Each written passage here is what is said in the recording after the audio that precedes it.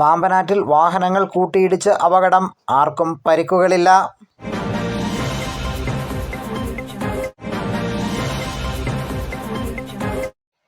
പാമ്പനാട്ടിൽ ഇന്ന് വൈകുന്നേരം 5:30-യോടെയാണ് ഓട്ടോറിക്ഷയും ടവേരയും തമ്മിൽ കൂട്ടിയിടിച്ച് അപകടമുണ്ടായത്.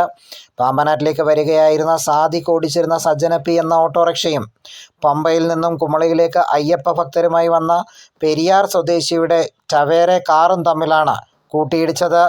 യാത്രക്കാർക്ക് പരിക്കുകളില്ല. ഇരുവാഹനങ്ങൾക്കും കാര്യമായ കേടുപാടുകൾ ഉണ്ടായി.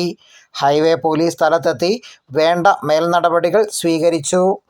പാമ്പനാറിലെ രുചി ഹോട്ടലിന് സമീപം ദേശീയപാതയിലെ കൊടും വളവിൽ വെച്ചാണ് അപകടമുണ്ടായത്. പാമ്പനാട്ടിലെ കൊടും വളവുകളിൽ അപകടം പതിയിരിക്കുന്നു എന്ന വാർത്ത പീരുമേട് ലൈവ് ന്യൂസ് ഇതിനു മുമ്പും റിപ്പോർട്ട് ചെയ്തിരുന്നതാണ്.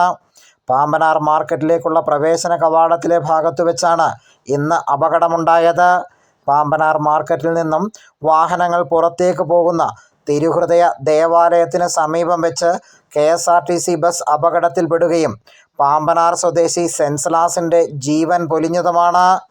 ദേശീയപാതയിലെ കൊടും വളവുകൾ അപകടം പതിയിരിക്കുന്നതാണ് എന്ന റിപ്പോർട്ടുകൾ പീരുമേട് ലൈവ് ന്യൂസ് മുമ്പും ചെയ്തിരുന്നതാണ്. News bureau, Peermade live.